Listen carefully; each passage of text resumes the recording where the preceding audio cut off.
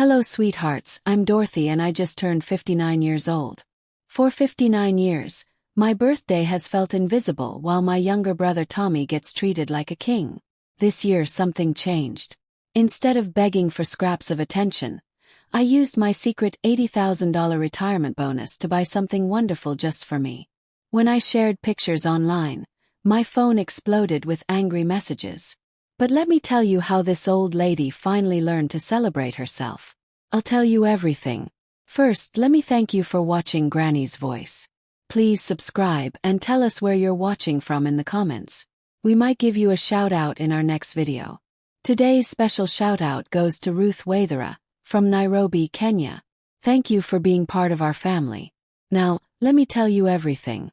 I grew up in Cedar Falls, a small farming town where everyone knew everyone's business.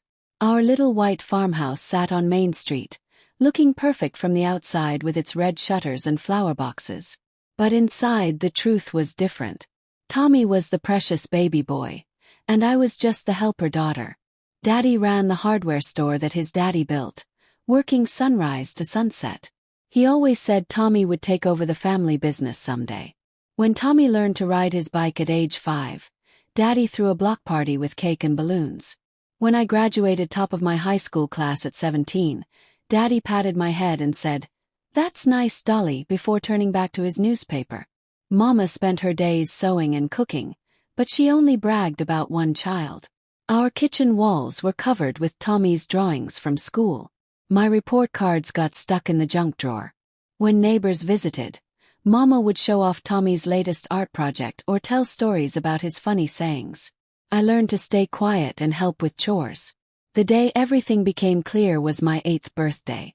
I woke up excited, expecting pancakes with candles like Mama made for Tommy every year. Instead, I found everyone crowded around the kitchen table planning Tommy's upcoming 6th birthday party. They were picking out decorations and planning games. The whole day passed without anyone remembering. That evening, while washing dishes, Mama suddenly gasped and covered her mouth with soapy hands. "Oh my stars, Dorothy. Today was your birthday." She looked embarrassed, not sorry. "We've been so busy planning Tommy's party next week." Daddy looked up from his pipe. "We'll get you something from the Five and Dime tomorrow," he promised. But tomorrow came and went like my birthday never happened. Tommy never noticed how different we were treated. At 2 years younger, he soaked up love like a dry sponge soaks water. He wasn't mean to me on purpose, but he lived in a bubble where everyone revolved around him. When he did notice me, he'd offer to share his toys like he was doing me a huge favor, or ask me to play catch when none of his friends were around. Family Sunday dinners were the worst. Aunts, uncles, and cousins would gather at Grandma's big table. Everyone wanted to hear about Tommy's school projects, his baseball games, or his plans for summer. I sat quietly, cutting my meat into tiny pieces, sometimes answering questions about my studies but mostly feeling like furniture. Every conversation somehow turned into celebrating whatever Tommy had done that week.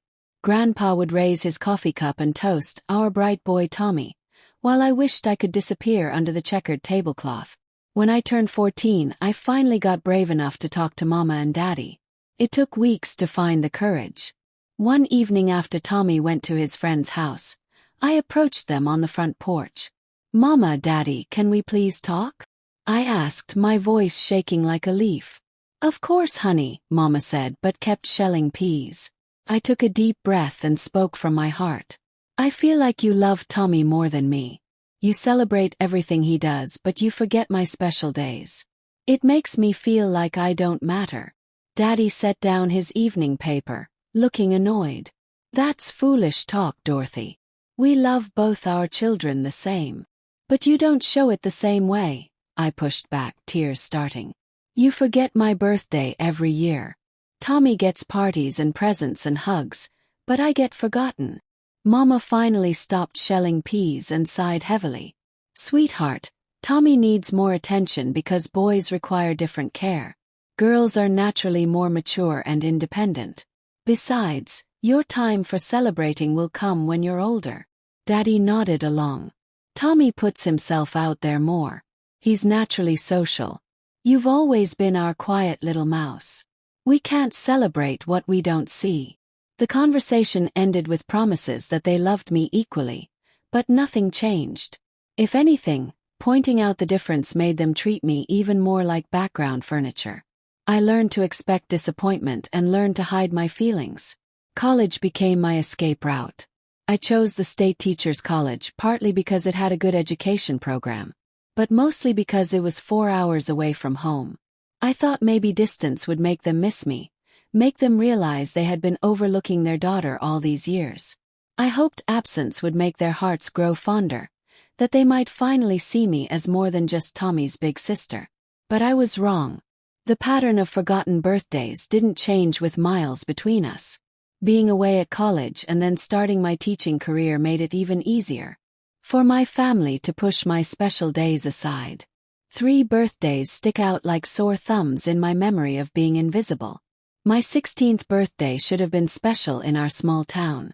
Sweet 16 parties were big events, with girls getting new dresses, party decorations, and sometimes even a car. 4 weeks before the date, I left hints around the house. I circled the date on every calendar and left party planning magazines open on the coffee table. 2 days before my birthday, Mama casually mentioned over supper, "Dorothy, you'll need to stay at your Aunt Ruth's this weekend. Daddy and I are taking Tommy to the state capitol for the junior businessman's competition. It's a special honor he earned at school." "This weekend," he echoed, my heart sinking. "But Saturday is my birthday. My sweet 16. The look on Mama's face showed she had completely forgotten again. "Oh honey, I'm so sorry," she said, reaching across the table. "Tommy's competition was scheduled months ago. This could open doors for his future. We can celebrate when we get back with a nice dinner somewhere." Tommy at least looked uncomfortable, pushing his mashed potatoes around his plate. But Daddy seemed bothered by my feelings getting in the way. "Tommy has worked hard for this opportunity, Dorothy. Surely you understand that's more important than a birthday party that can happen any weekend." I spent my sweet 16 playing checkers with Aunt Ruth, eating store-bought cookies, while other girls my age had parties with their families. Meanwhile, my parents posted pictures of Tommy receiving his award, with captions about being so proud of our brilliant son. My 21st birthday fell on the same weekend Tommy got engaged to his college sweetheart, Linda. Instead of recognizing we could celebrate both events, my parents planned an elaborate engagement party for that exact Saturday. When I pointed this out in a phone call, Mama sounded genuinely confused. "But sweetie, engagements happen once in a lifetime, and all the relatives are already coming for this. You can go out for drinks with your teacher friends anytime." I attended the engagement party, smiled in all the pictures, and gave a nice toast to Tommy and Linda.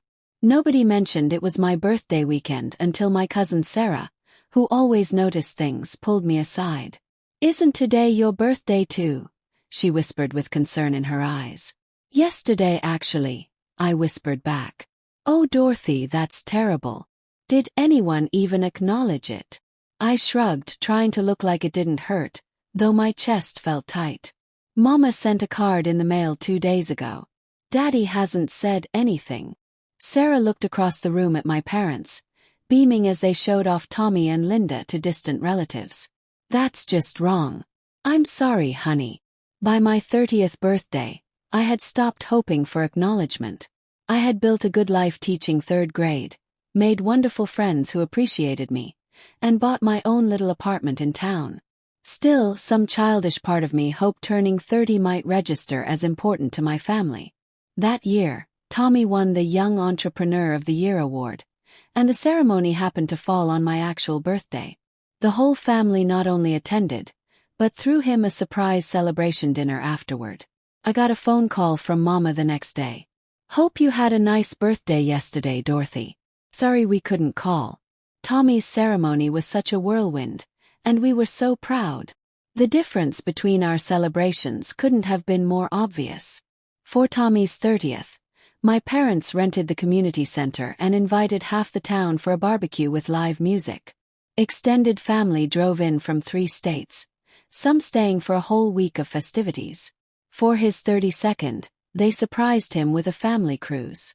I was invited as an afterthought but couldn't afford to take time off from teaching, which my parents dismissed as putting work before family. Just 2 years ago, for Tommy's 40th, they hired a professional caterer and rented a party tent in their backyard, flying in his college friends as a surprise. The event was all over social media, with Mama posting countdown pictures for a week beforehand. My best friend Clara had watched this pattern for decades. After my 57th birthday passed with just a belated card and a quick phone call from Tommy, she finally spoke up. "This is emotional neglect, Dorothy," she declared over tea at her kitchen table. "You need to tell them directly how wrong this is." "What good would that do?" I sighed, stirring honey into my cup. "They'll just make excuses or promise to do better, then forget again next year. So what's your plan? Accept being invisible for the rest of your life?" I didn't have an answer then. Last year I tried dropping hints during our weekly phone calls, mentioning that I was looking forward to turning 58 and thinking about treating myself to something special. The hints fell on deaf ears like seeds on concrete. My birthday came and went with a 3-day late text from Mama and silence from everyone else. That night, crying into my pillow like a child, something inside me shifted.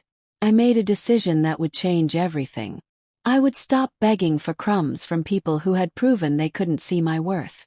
I would stop making myself small, hoping they might finally notice me. Most importantly, I would start celebrating myself instead of waiting for validation that never came. Little did I know how powerful that decision would become. While my family overlooked my personal milestones year after year, I was quietly building a career that even they would eventually notice. After college, I started teaching at Maple Elementary. The pay was modest, but I loved working with children who appreciated kindness and creativity. For 15 years, I volunteered for extra committees, stayed late to tutor struggling students, and spent my own money on classroom supplies. My students adored me, and their parents requested me specifically. When the principal retired, the school board asked me to consider the position. It meant more responsibility and longer hours, but also a significant increase in salary and respect. When I called to share the news, Daddy's response was predictably dismissive. "Principal, huh? Well, somebody has to keep those kids in line, I suppose. Though I always thought you'd get married and have children of your own by now." I swallowed my disappointment and focused on the opportunity ahead. As principal, I transformed Maple Elementary into the highest-performing school in our county. I implemented new reading programs, created after-school enrichment activities, and built partnerships with local businesses. Test scores soared. Parent satisfaction reached all-time highs. The state education department took notice of our success and featured our school in their newsletter. When the superintendent, Mrs. Patterson, called me into her office one spring afternoon, I worried there might be budget cuts coming. Instead, she surprised me with incredible news. "Dorothy, your leadership at Maple Elementary has been exceptional. The school board wants to offer you the district curriculum director position." My heart nearly stopped. Curriculum director was a prestigious role overseeing all elementary schools in our county. "The position comes with a substantial salary increase," Mrs. Patterson continued, "plus an immediate signing bonus of $80,000 to recognize your outstanding contributions to education." I sat speechless, certain I had misheard. $80,000 was more than I made in an entire year of teaching. "You've earned this, Dorothy," she said warmly. "Your innovative approaches have changed lives." The paperwork would be ready within a week, with the bonus deposited immediately. That afternoon, I sat in my car in the school parking lot, staring at the official offer letter. My first instinct was to call my parents and share this incredible achievement. Surely this kind of professional recognition would finally make them proud. Picked up my phone, then slowly put it down. Just last month, during my rare visit home, I had tried sharing news about winning the county's Teacher of the Year award. Daddy had interrupted me mid-sentence to answer a call from Tommy, then completely forgotten what I was telling him when he returned. Later, when I tried again, he had said, "That teaching stuff is fine for a hobby, Dorothy, but when are you going to do something significant with your life?" The memory still stung. I realized that sharing my bonus news would likely result in similar dismissal, or worse, they might suddenly show interest in my money. After years of treating my career like a children's game. Either way, the moment that should bring joy would end in hurt feelings. I decided right then to keep the bonus private. This achievement belonged to me alone, earned through dedication my family had never acknowledged or supported. That evening, I opened a special savings account and arranged for the bonus deposit. For the first time in my adult life, I would have serious money beyond my teacher's pension. This windfall represented something deeper than dollars. It was concrete proof of my value that nobody could minimize or ignore. I celebrated quietly with Clara, who squealed and clapped her hands when I told her over dinner. "This is huge, Dorothy. We need champagne, the good stuff from the fancy store," she insisted, already planning our celebration. As we toasted later with crystal glasses, Clara asked the question I knew was coming. "So what are you going to do with all that money?" I smiled, feeling lighter than I had in decades. Something just for me. Something that proves I matter, even if my family never figured that out. I had no idea then how those words would lead to the most satisfying decision of my life, or how they would finally force my family to see me clearly. As my 59th birthday approached, the familiar signs appeared like clockwork. My family's group text buzzed constantly with discussions about Tommy's upcoming promotion celebration.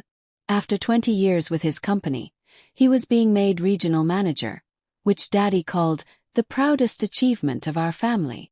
Mama sent endless messages about party planning, debating whether to serve prime rib or salmon, asking opinions on decorations, and coordinating travel for relatives. The celebration was scheduled for 2 weeks after my birthday, but the planning consumed every family conversation. 10 days before my birthday, Mama called to discuss the family gift. "We're thinking of pooling together for a luxury watch. Something he can wear proudly to business meetings. It would be about $400 from each of us."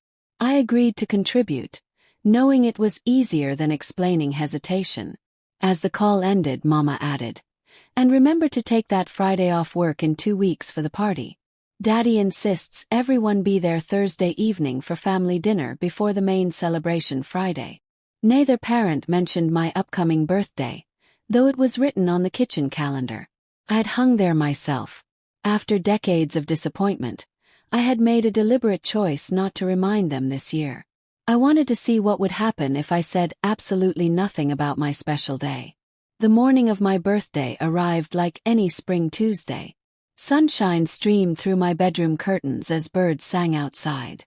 I checked my phone to find work emails, texts from Clara and 2 other teacher friends, birthday notifications from stores offering discounts, but complete silence. From my family. Not even Mama's usual last-minute text that she typically remembered to send by afternoon. I had requested the day off work without telling my family, a small act of claiming the day for myself when they couldn't be bothered to acknowledge it. After a long hot shower, I put on my favorite blue dress and walked to the local diner, treating myself to a special breakfast of pancakes with strawberries and Real whipped cream. Sitting by the window, I scrolled through real estate listings on my phone, something I had been doing casually for months. With my modest teacher salary, I had assumed home ownership was impossible, but my unexpected bonus had changed everything. Initially, I planned to simply save the money for retirement. But as I sipped my coffee, a completely different idea formed. A listing caught my attention. A charming cottage by Silver Lake, 2 hours from town in the mountains. The 2-bedroom home needed some updating, but had character, a wraparound porch facing the water, and most importantly, was priced where my bonus would cover a large down payment. On impulse, I called the realtor, half expecting voicemail. To my amazement, Janet answered on the second ring. "I'm actually showing properties in your area today," she said when I explained my interest. "I could meet you this afternoon to discuss the cottage if you're serious about looking." 3 hours later, I sat across from Janet at a coffee shop, reviewing detailed information about the property and the surrounding mountain community. "Vacation homes in this area have been appreciating steadily," she explained, showing me sales comparisons. "And if you decide to rent it out occasionally when you're not using it, The rental market is very strong during summer and fall months. I hadn't considered renting, I admitted. I was thinking more of a personal retreat. Janet nodded understandingly. Many of my clients start that way, using the property for themselves primarily, but knowing the rental potential provides options and helps justify the investment if you're uncertain. I wasn't uncertain. With each photograph Janet showed me, each detail she shared about the peaceful lake community and proximity to hiking trails, I felt increasingly sure this was exactly what my life needed. The current owners are motivated sellers, Janet continued. They're relocating for work and carrying 2 mortgages currently. If you're genuinely interested, I could arrange a video walkthrough this week and possibly submit an offer before someone else discovers this gem. By evening I was back home, laptop open for a comprehensive virtual tour of the cottage. The local realtor walked through each room, opened every closet, showed views from all windows, and measured spaces at my request. The more I saw, the more I could picture myself there. Morning coffee on the porch, watching sunrise over the lake. Evening reading by the stone fireplace. Weekend exploring mountain trails and small towns nearby. When the tour ended, I sat quietly for several minutes. This was a major decision that would commit most of my bonus and tie me to mortgage payments for years. The sensible choice would be waiting, researching more thoroughly, maybe visiting in person before making such a commitment. But something deeper was motivating me. This cottage represented everything my family had never offered me. Recognition of my worth, a space entirely mine, a celebration of my achievements that nobody could diminish or overlook. With sudden clarity, I knew exactly what I wanted to do. I emailed Janet immediately. I'd like to make an offer on the lake cottage. Please prepare the necessary paperwork. Her response came quickly with attachment forms to complete. I spent the next hour filling out mortgage applications and gathering financial documents. As I worked, my phone stayed silent. No birthday wishes from my family, not even a quick call. At 6:30 in the evening on my 59th birthday, I signed an electronic offer for the lake cottage and authorized earnest money from my savings. The moment I clicked submit, waves of emotion washed over me. Equal parts excitement, nervousness, and deep satisfaction. I walked to the town park as golden evening light faded, finding a bench by the duck pond. Watching ducks glide peacefully across the water, unbothered by evening joggers and dog walkers, I felt completely at peace on my birthday for the first time in decades. Despite, or perhaps because of, my family's neglect, my phone rang as I headed home. Mama's name appeared on the screen. "Dorothy, honey," she said in her animated voice. "I've been working on Tommy's party menu all day, and I need your opinion. Should we go with the glazed ham or the beef roast? The caterer needs our decision by tomorrow morning." I listened as she continued discussing party details for 10 minutes, never once mentioning what day it was or asking how I was doing. Eventually, I gave a neutral opinion on the food choices, keeping my voice even and calm. "By the way," she added before hanging up, "we need you to pick up your Aunt Margaret from the airport for Tommy's party. Daddy will be busy with his golf partners, and Tommy has that business dinner."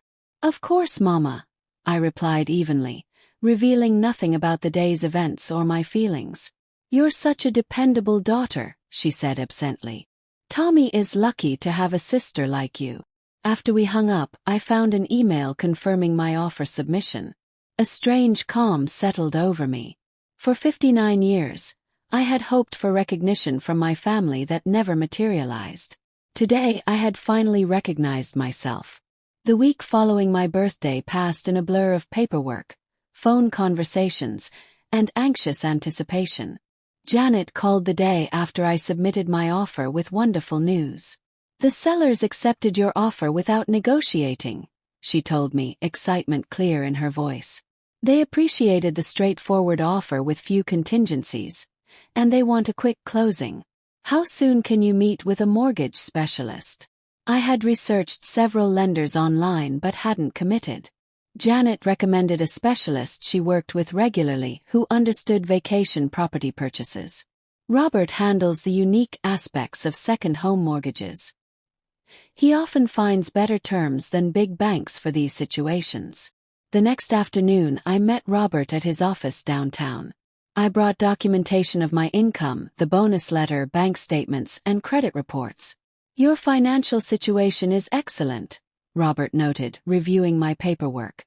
"Perfect credit, low debt ratio, and substantial down payment. This should be very straightforward." The mortgage process moved surprisingly quickly. Due to my strong financial position and the reasonable loan amount, underwriting completed within days instead of weeks.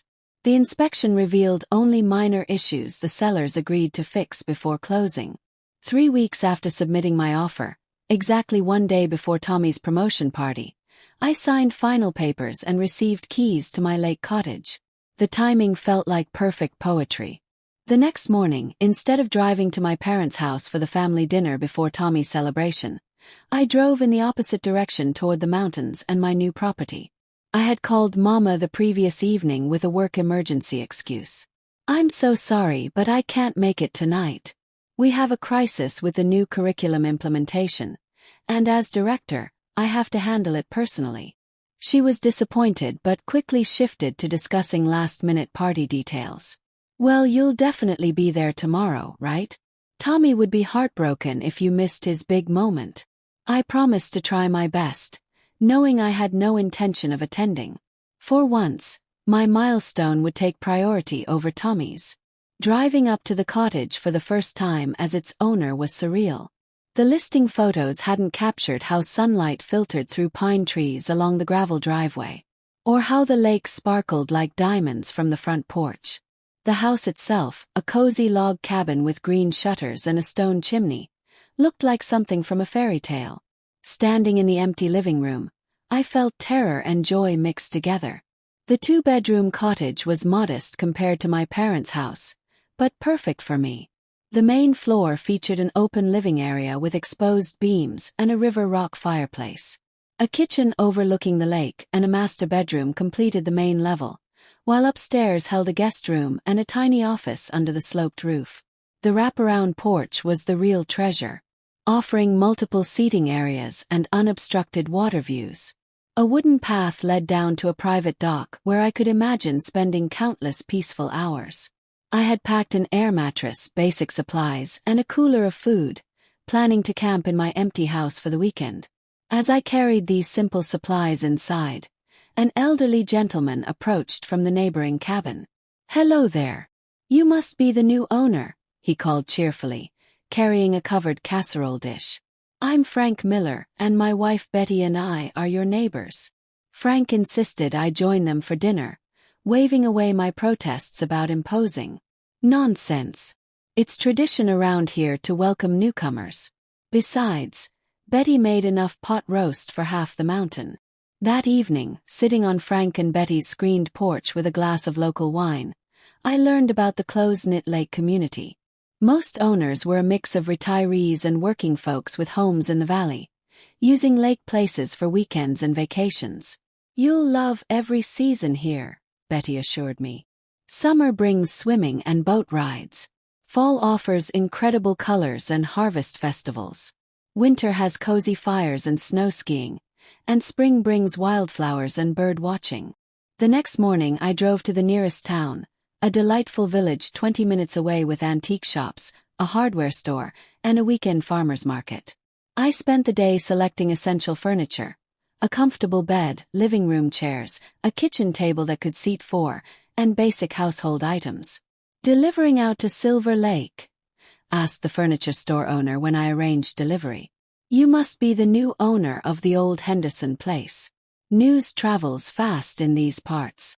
Over the following month, I spent every weekend at the cottage, gradually transforming it from empty rooms into a personal sanctuary. I painted the kitchen cabinets sage green, replaced outdated fixtures with simple rustic ones, and furnished each space with care. The master bedroom became a retreat in soft creams and lake blues. The guest room had a cozy cabin theme with plaid blankets and wildlife art. Occasionally, I noticed missed calls from my parents, usually about some aspect of Tommy's ongoing celebration events. First the main party, then a company retreat, followed by a client appreciation dinner where family attendance was expected. Each time I offered polite work-related excuses, never mentioning where I actually spent my time. 6 weeks after buying the cottage, I took a full week off work to add finishing touches. I planted flower boxes with colorful blooms, hung family photos on previously bare walls, and added personal items that made the space truly mine.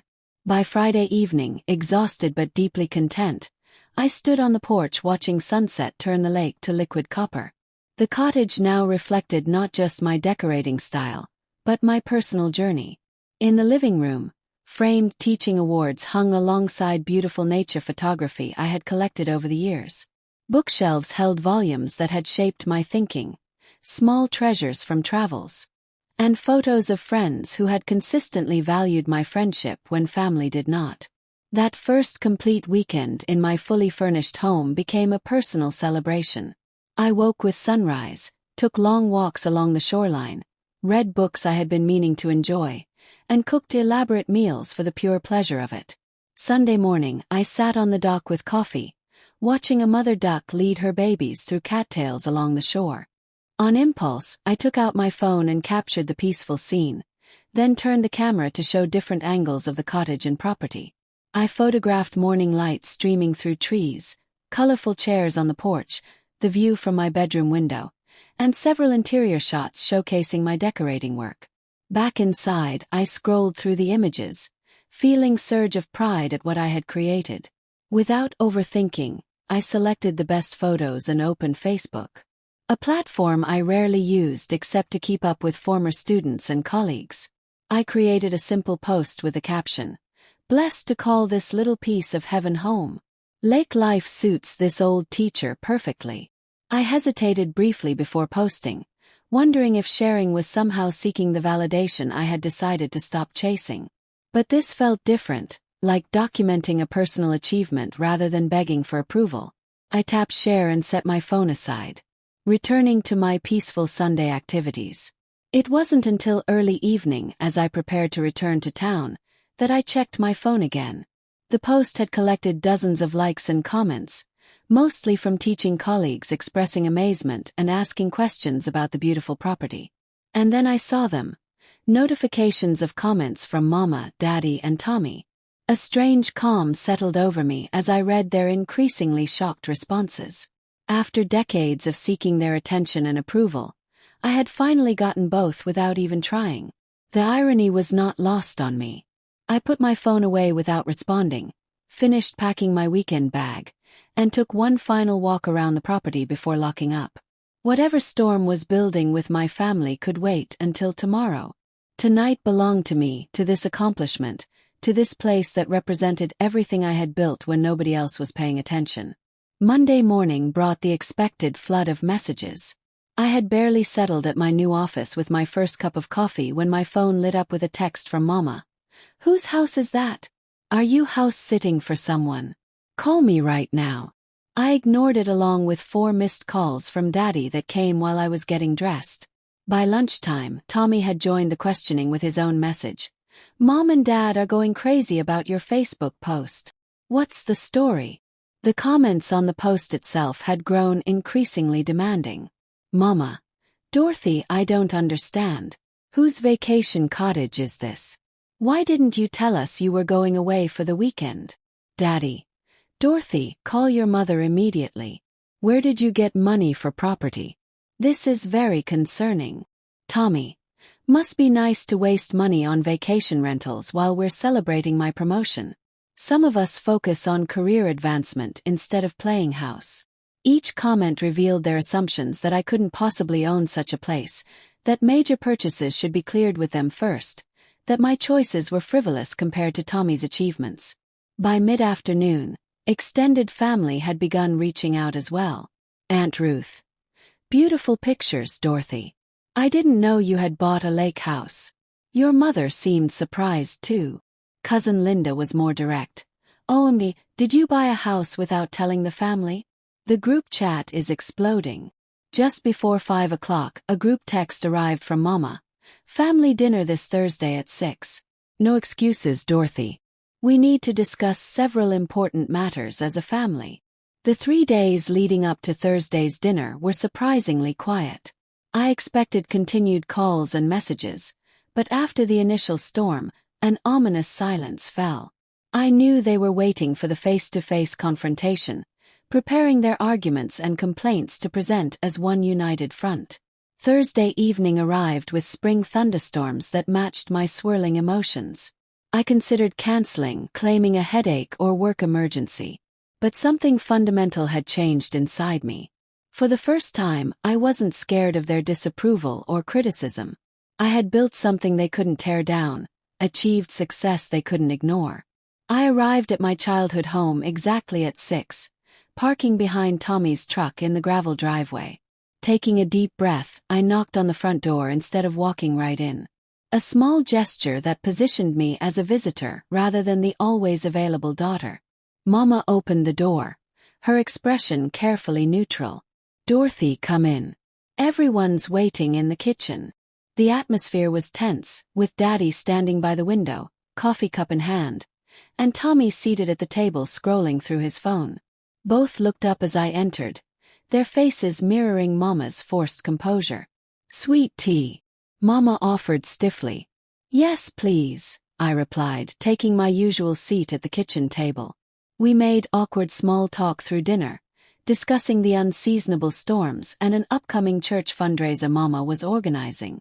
Nobody mentioned the cottage or my Facebook post, though it hung in the air between us like smoke from a fire. It wasn't until we had finished Mama's famous fried chicken that Daddy finally addressed the elephant in the room. "So, Dorothy," he began in his stern voice, "would you care to explain those photos you posted? Whose property is that exactly?" I took a sip of tea, meeting his gaze directly. "It's mine. I bought it 6 weeks ago." The silence that followed was broken by Mama's nervous giggle. "That's impossible, sweetheart. Houses cost hundreds of thousands of dollars." "Yes, they do," I agreed calmly.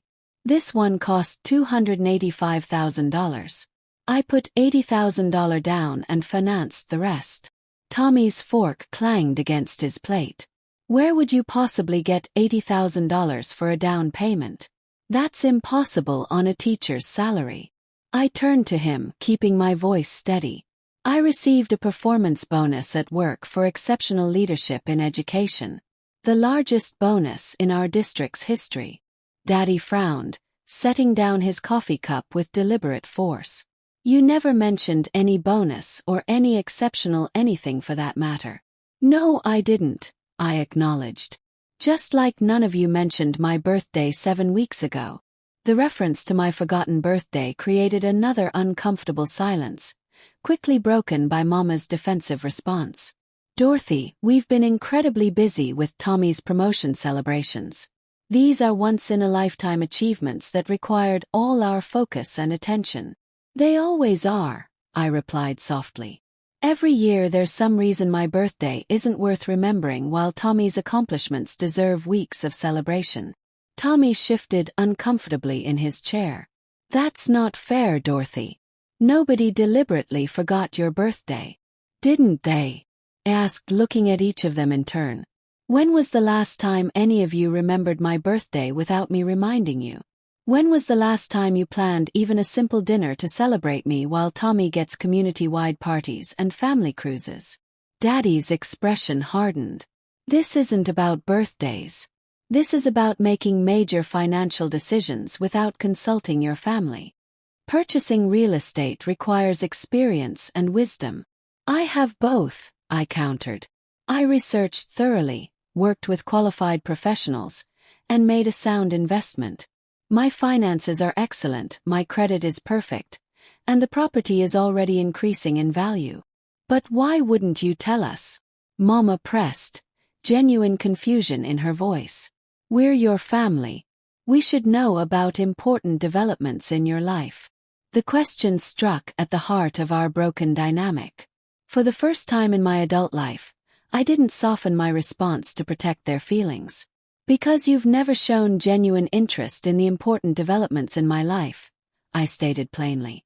My teaching achievements, career advancements, and personal celebrations have always been afterthoughts, if they're noticed at all. Why would I share my greatest success with people who have consistently undervalued everything I do? That's ridiculous, Daddy scoffed.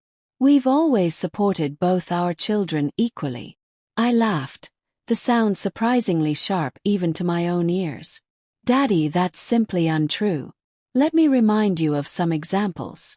Calmly but firmly, I recounted the pattern of forgotten birthdays while contrasting them with Tommy's elaborate celebrations. I reminded them of my sweet 16 when they took Tommy to his competition, my 21st that was overshadowed by his engagement, and last year when they couldn't manage a simple phone call. Every milestone in my life has been pushed aside for something involving Tommy, I continued. Every achievement minimized or ignored completely. So when I received the highest recognition in my career along with substantial financial reward, I decided to use it for something that would bring me joy without seeking approval I knew wouldn't come. Tommy, who had been unusually quiet, finally spoke up. I had no idea you felt this way, Dorothy. I mean, I knew Mom and Dad made a bigger deal about my stuff, but I didn't realize it was this extreme. Mama's eyes filled with tears. We never meant to make you feel less important, Dorothy. We love you just as much as Tommy. I believe you think that's true, I replied. But your actions have consistently demonstrated otherwise. Daddy, never comfortable with emotional conversations, tried to redirect. Regardless of past misunderstandings, buying property without family input is irresponsible. What do you know about maintaining a lake house? The upkeep alone will cost thousands. I've already arranged for all necessary maintenance, I answered. And I've connected with local contractors and neighbors who have been incredibly welcoming and helpful, unlike my own family. There's no need to be harsh, Dorothy, Mama scolded. We're simply concerned about such a major decision. No, you're concerned that I made a major decision without your permission or control, I corrected her. You're concerned that I achieved something significant that had nothing to do with Tommy. Mostly, you're concerned that I finally stopped begging for validation from people who have proven repeatedly they won't give it. I stood up, placing my napkin beside my barely touched slice of coconut cake. I'm not interested in your approval of my purchase. I'm not interested in your sudden concern about my birthday or my feelings. What I am interested in is being recognized as an independent adult who has built a successful life despite, not because of my family's support. Daddy rose as well. His face flushed with anger. You're being dramatic and ungrateful. Everything we've done has been for both our children's benefit. I'm being honest, I countered, perhaps for the first time in my life. And if honesty seems dramatic to you, that says more about our family dynamics than it does about me. I gathered my purse and sweater, suddenly eager to be anywhere but there. I won't be attending any more of Tommy's promotion celebrations. I have a lake house to enjoy and a life to live that doesn't revolve around being a supporting character in the Tommy show. Tommy looked genuinely upset. Dorothy, wait. Don't leave like this. I'm not leaving like this, I replied, softening slightly at his apparent concern. I'm leaving as someone who has finally recognized her own worth when her family couldn't. There's a significant difference. Mama followed me to the door, tears now streaming down her cheeks. Dorothy, please, we can fix this. We can do better. I turned to her one last time before stepping outside into the gentle rain. Maybe you can, but I'm not holding my breath waiting for it to happen. The drive back to my apartment should have felt terrible after such a confrontation, but instead I experienced profound relief. For decades, I had carried the weight of their neglect, trying to make myself smaller, quieter, less demanding in hopes they might finally see me. Putting down that burden felt like learning to fly. Instead of going home to my apartment, I made a spontaneous decision to drive straight to the lake cottage. It was Thursday night and I had work Friday morning. But suddenly, nothing seemed more important than waking up in the space I had created for myself, surrounded by tangible proof of my value. As I drove through the night, storms giving way to clear skies full of stars, I felt a lifetime of suppressed emotions finally finding release. I had stood up for myself, named the pattern of neglect without minimizing it, and walked away with my dignity intact. The cottage awaited like a beacon of self-respect at the end of a long, dark journey. The week following our confrontation passed in complete silence from my family. No calls, no texts, no emails. In previous years, this silence would have destroyed me, sent me spiraling into self-doubt and frantic attempts to apologize, even when I wasn't wrong. This time, I felt only calm certainty that I had done the right thing by finally speaking my truth. I had taken Friday off work, spending a long weekend at the cottage. The solitude that once would have felt like punishment now felt like the greatest gift. I walked along the shoreline, collected interesting rocks, read books on the porch, and introduced myself to more neighbors. Each small interaction reinforced that I was building a life entirely my own, defined by my choices rather than my family's limited perception. On Sunday evening, as I prepared to return to town, my phone showed a notification I hadn't expected. A text from Tommy. "Can we talk? Just the two of us. No parents involved."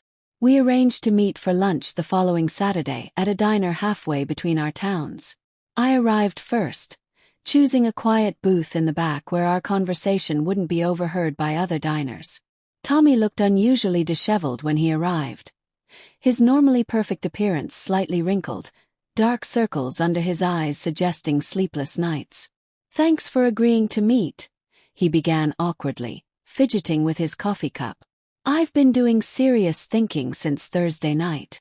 "About what specifically?" I asked, neither hostile nor particularly welcoming. He looked directly at me for perhaps the first time in our adult relationship. "About how completely right you were about everything. The forgotten birthdays, the constant spotlight on my achievements, the way they've always treated us so differently. You never noticed before." I couldn't hide the skepticism in my voice. "I think part of me did," he admitted, "but it was easier not to examine it too closely. I benefited from the imbalance, so why question something that worked in my favor?" "That sounds horrible when I say it out loud." "It does," I agreed. "But I appreciate your honesty about it." Tommy ran his hand through his hair, a nervous gesture I remembered from childhood. "After you left Thursday night, Mom cried for hours. Dad just kept drinking coffee and muttering about ungrateful children. I started thinking about all the birthdays you mentioned, realizing I couldn't remember a single celebration for you in recent memory." He pulled out his phone, opening his photo gallery. "Look at this." The photo showed our parents' golden anniversary party last year. The image showed our parents flanked by Tommy and his wife, with me standing slightly to the side as though I'd been included as an afterthought. He scrolled to another image from Christmas 2 years ago. Again, the composition placed Tommy centrally with our parents while I appeared on the edge. "It's in every single photo, Dorothy. You're literally pushed to the margins in our family pictures." Once I started seeing it, I couldn't ignore it anymore. I nodded, unsurprised by the visual confirmation of what I had experienced for decades. "I'm sorry," Tommy said quietly. "I'm genuinely sorry I never noticed, never spoke up, never made sure you were included properly. I've been so wrapped up in my own success, accepting their favoritism as my natural due without considering what that cost you." His apology, unexpected and seemingly sincere, loosened something tight in my chest. "Thank you for saying that. It means more than you know. Your cottage is absolutely beautiful, by the way," he added with a genuine smile. "I looked more carefully at your photos after you left. Suits you perfectly. Peaceful but sophisticated, comfortable but elegant." We talked for nearly 4 hours, longer than we had spoken privately in years. Tommy shared his own complicated feelings about our parents' expectations, the pressure of being the favorite child, the fear of disappointing them that influenced many of his major life decisions. I spoke about my teaching career, my friendships, and my growing confidence in charting my own course. "Would you consider letting me visit the cottage sometime?" I asked as we prepared to leave. "Not immediately, but maybe in a few weeks. I could show you around, introduce you to my neighbors." "I'd really like that," he replied, genuine warmth in his voice for the first time. "And Dorothy, happy very belated birthday. I'm ashamed it took me this long to say it." The following weekend, my dear friend Clara finally visited the cottage, bringing champagne, fancy cheeses, and a belated birthday gift. A beautiful wind chime for the porch that created melodic sounds when mountain breezes caught it. "This place is absolutely you," she declared after the complete tour. "Serene but with character, beautiful without being showy, and much more substantial than anyone gives it credit for." We spent the weekend hiking mountain trails, visiting local craft shops, and talking late into the night on the porch. Clara, who had witnessed years of my family's neglect, was fiercely proud of how I'd handled the confrontation. "You finally stopped accepting crumbs from people who should have been giving you the whole feast," she said as we toasted under the stars. "That's the real victory here, even more impressive than this gorgeous cottage." At work, my success continued building momentum. The recognition from my curriculum work led to speaking engagements at education conferences and invitations to serve on state committees. Colleagues who had once seen me as simply competent now sought my leadership on innovative projects. My superintendent nominated me for a National Education Leadership Award. "You found your authentic voice," she commented after I presented a bold new literacy program that the school board approved unanimously. "There's a confidence in your leadership now that commands respect and attention." 3 weeks after our kitchen confrontation, Mama sent a text that was clearly, carefully crafted. "Dorothy, I've been reflecting deeply on our conversation. I realize now how our actions have hurt you over the years. Your father and I would like to talk when you're ready. No pressure, just love." I didn't respond immediately, allowing myself time to consider whether I wanted to re-engage with them. After a week of careful thought, I agreed to meet, suggesting a neutral restaurant rather than their home to maintain appropriate boundaries. The meeting was challenging. Mama arrived with a handwritten list of my birthdays and achievements she had researched, seemingly trying to prove she hadn't forgotten as many as I claimed. Daddy alternated between defensive justifications and reluctant acknowledgments that perhaps they had sometimes overlooked my accomplishments. "We never intended to make you feel less important," Mama insisted, tears threatening to fall. "We just assumed you were more independent, less needy of recognition and celebration." "That's exactly the problem," I replied calmly. "You decided who I was and what I needed without ever actually seeing me or asking me directly. You created a story where Tommy needed constant celebration and I needed nothing. Then you acted surprised when I finally objected to that narrative." Daddy, uncomfortable with emotional discussions as always, tried redirecting to practical matters. "Your cottage investment wasn't completely foolish. Mountain property does tend to appreciate. Have you considered the tax implications?" It was a small olive branch from a man who struggled to acknowledge emotional harm but could express care through practical advice. I accepted it for what it was, discussing financial aspects while maintaining boundaries around my independence. The dinner ended with tentative plans to meet again in a few weeks. It wasn't resolution, but it was a beginning. The first time in my adult life my parents seemed to recognize me as an individual with valid feelings rather than simply Tommy's helpful sister. 6 months later, family dynamics had shifted in subtle but meaningful ways. My parents still showered attention on Tommy, but they made visible efforts to acknowledge my life as well. Mama called regularly with specific questions about my education work rather than generic small talk. Daddy occasionally sent articles about real estate or retirement planning, his way of showing interest in my chosen path. When my 60th birthday approached, I received an actual invitation in the mail for a dinner celebration at my favorite restaurant. The card was signed by both parents and Tommy, with a handwritten note. "We want to celebrate you properly this year. No forgetting, no excuses." The dinner itself was somewhat awkward but genuinely well-intentioned. Mama had arranged for the restaurant to prepare a special cake. Daddy gave me a gift certificate for outdoor furniture, for that mountain retreat you're so proud of. Tommy presented me with a framed photo of us as children, smiling together, with a note on the back, "To many more years of being better siblings to each other." It wasn't perfect, but it represented real progress. More importantly, I no longer measured my self-worth by their recognition or approval. The cottage had become my true sanctuary, a place where I hosted friends for weekend retreats, worked remotely during beautiful summer weeks, and built traditions that were entirely my own making. Last Christmas, I invited Clara and several close friends to the cottage instead of attending the usual family gathering. We cooked elaborate meals together, went snowshoeing on frozen trails, and exchanged thoughtful gifts by the fireplace. It was the most peaceful holiday I could remember. Tommy visited occasionally, sometimes with his wife, sometimes alone.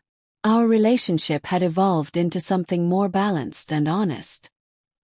He had begun the difficult work of recognizing his role in our family's dysfunction, and I had begun the equally challenging work of allowing him to change without holding past behavior against him forever. My parents visited the cottage only once, a brief afternoon visit that nevertheless represented enormous progress from where we'd been.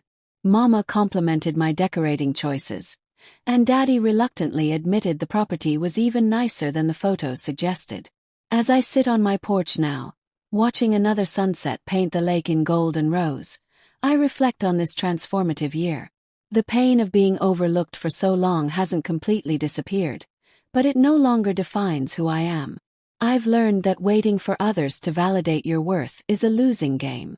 True validation comes from within, from creating a life that reflects your values and brings you genuine joy, regardless of who notices or approves.